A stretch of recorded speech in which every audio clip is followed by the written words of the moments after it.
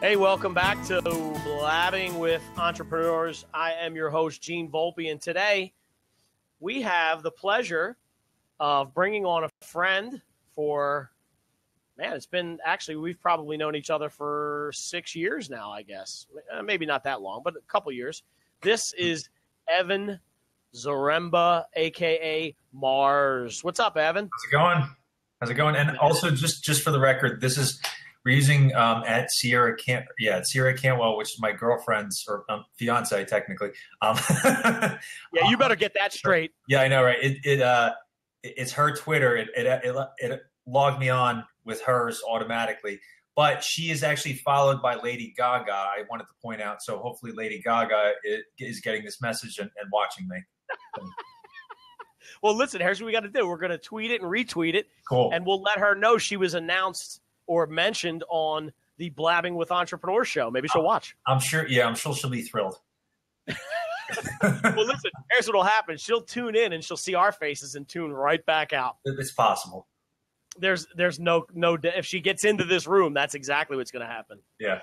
So listen, let's go back. So as you know, we kind of did a little pre-show prep, and one of the things we like to do is get some good information out there as far as what we're doing from an entrepreneur perspective, or from a job perspective, or from you're an author. We talk about health and wellness and things we do, and we're going to kind of touch a little bit into your jiujitsu background and what you do with it. But why don't we start off with, let's learn a little bit about who Evan Zaremba is. Let's talk about that. So who is Evan? So I'm 35. I currently live in Delaware County, Pennsylvania. I went to Widener University, which is in Chester. I don't live too far from there. I majored in chemical engineering. I lived in China for 2.5 years. I used to be in real estate. I was a slumlord for a couple of years. I also wrote a book a while back called Dirty Sanchez Nation. I call myself a best-selling author because it was the best-selling illustrated sex humor dictionary of all time. And we'll get into that, by the way. We're going to get into that. I also have a brown belt in jiu-jitsu. I've been doing jiu-jitsu for about 12 years, on and off. So I'm kind of taking the slow route because you usually get your black belt by 10 years. So, and also I work for Power Home Remodeling Group. I do sales for them. So I've been with them for the last couple of years, and it's actually an awesome company. And by the way, if there's anybody out there who can sell or who's ever thought about selling or whatever, just marketing, they're expanding to like different territories, and in particular, the hiring even in like where I'm at out of the Pennsylvania office, Jersey, New York. If you are watching this, if you want to have any interest in something like that, contact me either on Facebook, Evan Marz, M-A-R-Z on Facebook, or you can even call or text me. My number is 484-800-2749, and I can refer you to get an interview. So that's great. So that's one of the things we're going to do here. And we're going to go, and as the show gets further in, we'll repeat that again. And on the recorded version, I'll probably leave Sierra's Twitter account up there, and we'll add yours to it too. So throughout the duration of this, people will be able to contact you through it. So, including Lady Gaga, right? Oh, and I used to do stand-up comedy. And you used to do stand-up comedy, which I have to tell you, I keep for my clients and stuff, I'm in sort of a realm where I have to be somewhat professional. I mean, I think people know I'm a little bit of a loose cannon. Right. But I know I'm going to go out on a limb and I'm going to eat my words for this, but your humor is my kind of humor. I don't partake in that online. Right. The type of stuff you do, that cutting edge, like knock, knock, who's there? Your knock, knock jokes. Right. I love them. I giggle every time I see them. Like, they're just one of those little things, but I would never say them because I wouldn't want to offend people, but it's funny to watch that stuff. I'm more on the cutting edge side of humor, as you are. That's the thing. I don't mind offending people.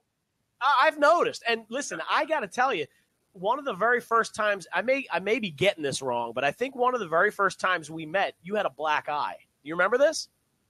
What was it? Tom Camarda's Ultimate Networker? Yeah, and I think it was Ultimate Networker. I think it was from a sparring match, if I'm being honest, but it could have been from a joke. I don't go out and get into bar fights or anything. It's just once a year, twice a year, I'll be rolling. And it's usually I call them wild white belts, guys that just started and they're going 100 miles an hour and they're throwing, it's an accidental knee or an elbow or something like that. And you get a black eye. It's not a big deal. Yeah, no, I remember you taking one and I was like, "Oh, what happened to you, man?" And you were like, little jiu-jitsu. I took a couple steps back. I didn't want to get engaged, There was a lady, she was getting robbed by 3 big black guys and I got involved. Oh, right. She was a tough old broad, but in the end, we got the purse. Attaboy. That was an Artie Lang joke. Yeah, I can listen. My ratings already just went. So all right. So let's get into the jiu-jitsu part of it a little bit. Yeah. Why did you start, and why do you stick with it? Is it something that you think, like one of the things we do? I know I talk about this every single episode, and with everybody I talk to, I'm a CrossFit guy. I'm one of those cult followers. I make no apologies for it. You like getting? I don't. What's that? You like getting injured? No, you know what? Here's the funny part. I tell people all the time. I've been doing it 2 solid years now. Right. And I've gotten injured one time, and it was from carrying 2 suitcases up the stairs at our shore house. Okay. It wasn't from CrossFit. I just happened to turn the wrong way. But no, these guys, I'm not going to get into that side of it. But the important part of it is what the health and wellness brings to my everyday entrepreneurship, my everyday job. I've just gotten better at doing what I do because of the health aspect of it going in the right direction. And I have to think that from a mental perspective and from a health and wellness perspective, that jiu-jitsu supplies you with that same edge or advantage. Yeah, definitely. I mean, I've always been active. I started lifting weights when I was probably 10 years old. I used to watch, WWF wrestling back when it was WWF wrestling. I liked Hulk Hogan and all that stuff. I wanted to be one of those big muscular guys when I was just a little kid. And so when I got older, when I was in high school, I was doing powerlifting. I played football. I did track and field. When I got to college, I continued lifting weights. I tried football. The guys were much bigger, stronger, and faster than me, and I got smacked around. But, I continued lifting weights and like maintaining strength and stuff like that. And then when I got out and I was in the workforce, this was in the early 2000s. I was about 2003. I worked for this company, and a coworker of mine who was my age, who was right out of college too, he was telling me about, this stuff called the Ultimate Fighting Championship and this Brazilian jiu-jitsu stuff. And I had no idea what it was. And he's like, he's saying like, you can be a little guy and go out and be the big guy. But if you're a big guy and you have technique, then you can even be better. And I was like, oh, that's cool. He's like fighting and and I didn't really like fight or anything. I've never really gotten into like, you get into like a scuffle here and there, growing up, but I was never like a brawler, but I was interested in the the self-defense aspect of it. So I started doing that. And I started I trained in a place called Balance Studios in Center City, Philadelphia.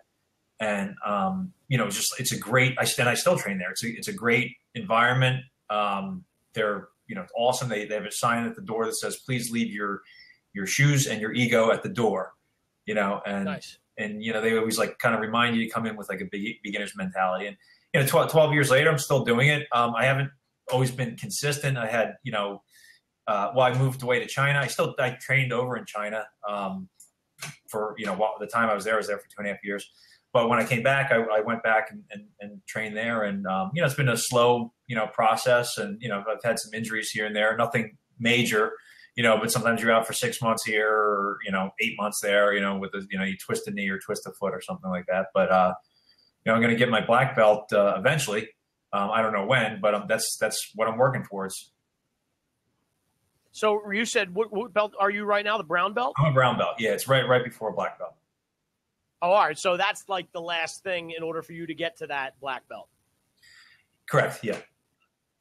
And so give me an idea. Just, I'm not obviously a martial arts guy, and some of these things are new to me. Give me an idea as to what it's going to take from a time frame perspective and from a testing perspective for you to get from that brown to black.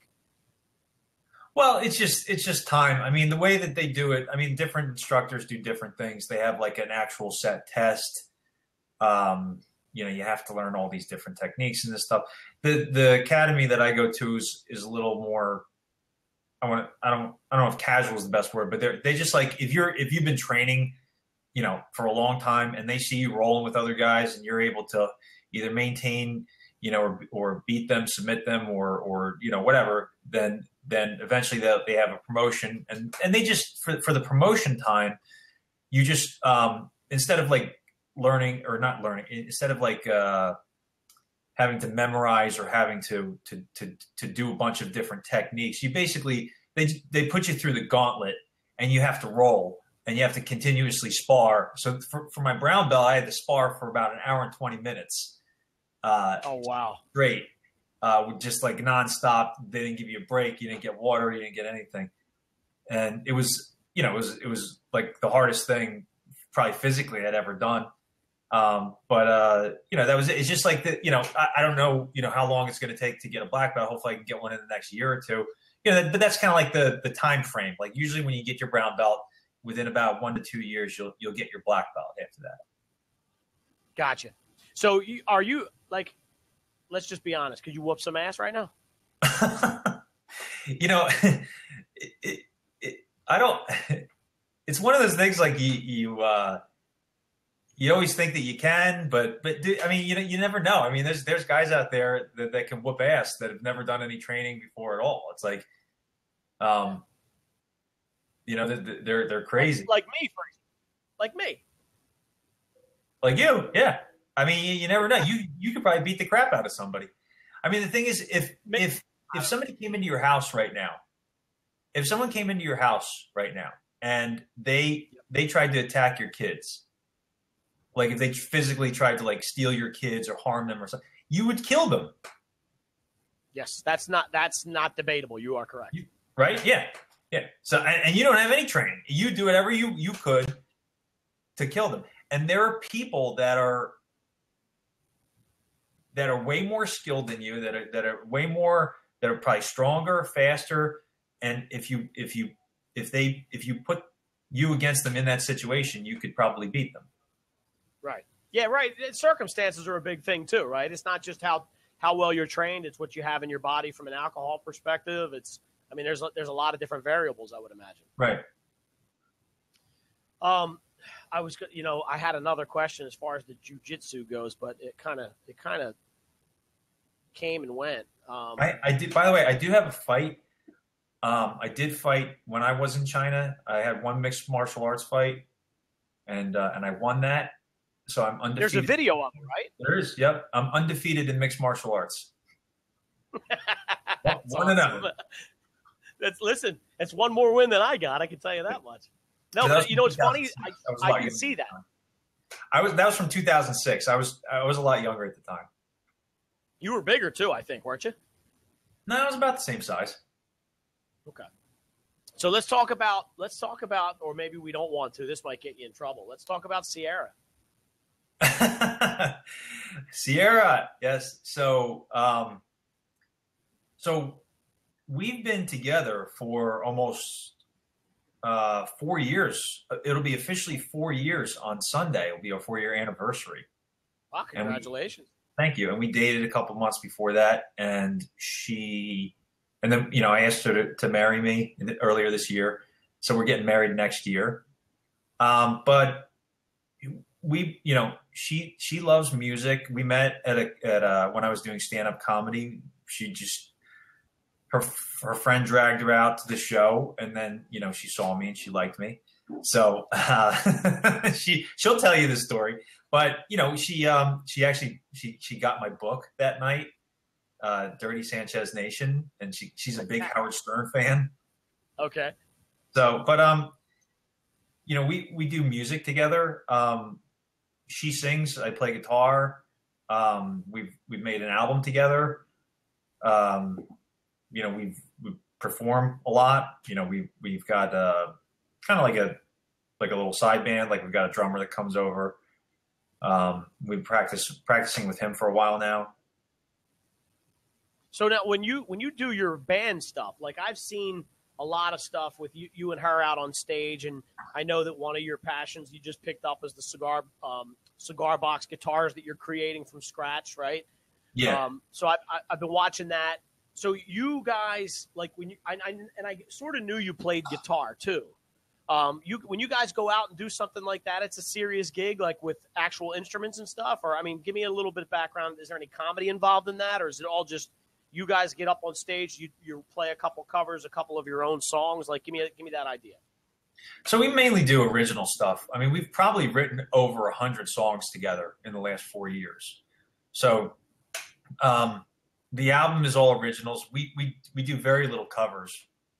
And at first it started out being like pop music. And then now we're with the cigar box guitar stuff, it's more geared towards blues. And like kind of blues rock, and it's almost like its own like weird kind of genre. Like if anybody knows ZZ Ward, like kind of like that, or Gin Wigmore, along those lines. So, but when we play, it's just typically me on the guitar, her singing. We haven't really done a lot of stuff. Like now we have a drummer. We haven't really done a whole lot of stuff where we have like a full band. We want to we kind of need a bass player, and another thing is like just to play, like, she works full time, I work full time, and to kind of do, to pursue music, original music. It's kind of difficult to find venues and things like that'll take you, because everybody wants to hear covers, and we're just not into that.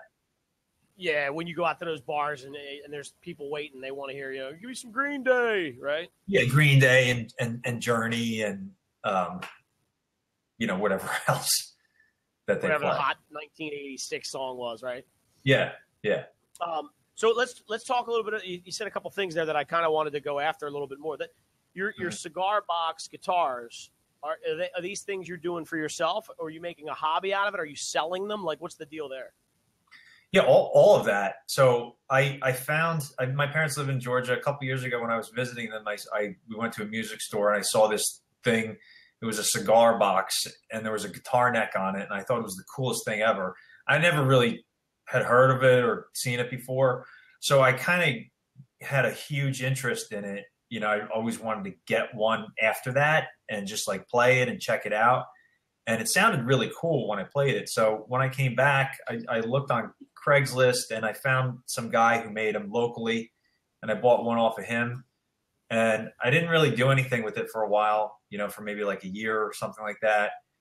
And then I don't know, just something kind of hit me. I just wanted to start making them. So I just kind of got like obsessed with it, and I made a bunch of them. I probably made about 40 of them in a few months. Oh wow! At least, and they're for sale now. Yeah, they're for sale. Yeah, I've sold a bunch of them. Yeah, they're for sale. Yeah. So all right. Well, listen, I'm bringing it up because I think, the book, you can still get a copy of the book, right? Yeah, it's on eBay. Dirty Sanchez Nation on eBay. All right, and then we can get the cigar box guitars, which, you'd be surprised. Some people watch this stuff and it's like, oh, I never thought of that. I'd love to get my hands on one. And you might get a phone call. Who knows? Yeah, and even like I've sold them to people that don't even play guitar. They just want to they just think it looks cool and they want to put it above their fireplace or use it as a some kind of decoration in their house. Interesting. Okay.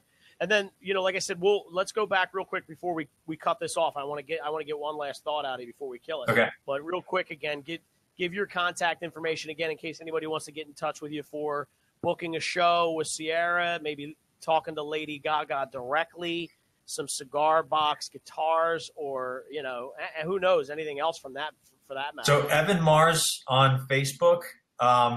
And also you can ask me about the, cigar box guitars, any interest on that. The book Dirty Sanchez Nation is on eBay. It's on Amazon too. There's used copies on Amazon. This is weird. Christmas of last year, I found, I just looked it up on Amazon to see if people were selling any used copies. And there was like used copies going for like $300 on Amazon. Are you kidding me? Yeah. Why would that I don't know. I don't know. I guess there's so many, it's pretty limited. So it's like maybe like a weird cult like thing. I was like shocked that there was like, you know, I don't know how many people buying them at that, but hey, whatever. But you can get it on eBay for, I think it's like, I have it listed for like $10 or $8.95 or something like that. So there you go. See, we got the inside scoop now. Buy it on eBay, sell it on Amazon for 100 times the amount, you know? Guess what? You may have started a new business somewhere. That sounds wonderful. That's right. Oh, but also what I was saying earlier is that like my main thing is selling. You know, I love sales. I've been doing it for a long time. You know, all this other stuff. It allows me to kind of pursue these hobbies. You know, because of because I do well at it. But also the company I work for is really good. So some of the things, just to let you know, like if, you know, like there's a lot of companies that don't offer healthcare. They don't do the retirements or pensions or anything like that. They don't really treat their employees like they should. But the place where I work for, Power Home Remodeling Group, they do an awesome job. They have a trip to Mexico every year. It's basically paid all-inclusive trip, and it's not like training or anything. It's just like a party. Like they go down there. Like a couple of years ago, they hired Snoop Dogg. Snoop Dogg was the performer. Like they had they rented out an entire club. It was awesome. But anyway, if you're interested in any kind of sale, they're hiring sales, marketing, scheduling. You know, some different things on the phone. If you're good on the phone, they'll do that too. Contact me. I'll let you know more about it. It's 484-800-2749. You know, just call me directly or text me. You know, or send me a message on Facebook, Evan Marz. That's perfect. I'm glad, and I hope you get 1 phone call, 5 phone calls out of it. It's nice. Wait, hold on one second. Gaga, hello. Hey, Lady Gaga. Hey, can I call you back? I'm in the middle of something. All right, I'll call you back. Thanks. So wait. So Gaga was calling to see if she can get a sales job? Yeah, I don't know. She just wanted to see something. Yeah. You'll get her back. Yeah. Listen, make sure you drop a note for me. I will. So all right. So listen, last thing before I let you wrap it up. Yeah.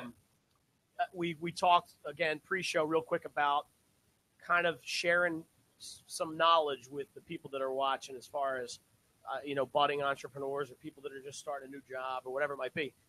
You know, you're about 35-ish these days. If you were to go back and be able to talk to your 22-year-old self, and this could be things that you would tell yourself to do or to not do moving forward, what would some of those things be, or one big thing? The biggest thing is definitely to take action. You have to take action. There's been so many times where I've missed, I think, an opportunity where something big could have happened. Something if I just wasn't so lazy at the time, you know. So it's not like it's not any particular skill. It's not any like words of wisdom. It's just getting out there. It's better to get out there and suck and be seen than to not be seen at all. I love it, but I'm going to be honest with you. That is not, when I asked that open-ended question, I was bracing myself for the answer. That's not what I thought I was going to get out of you. What did you think you were going to get? I just know you well enough to know that could have been a zinger. Yeah. That's all. But listen, I'm going to leave it at that. So listen, all right. I really appreciate you jumping on this train with me. I know we took time out of your day. Thank you very much for having me.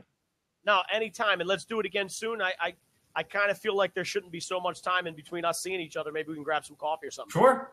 Absolutely. All right, my friend. All right, this was Evan Marz, a.k.a. Zaremba. Have a great week, my friend. I'll talk to you soon. All right, you too. Take care. Thanks, bud. See you.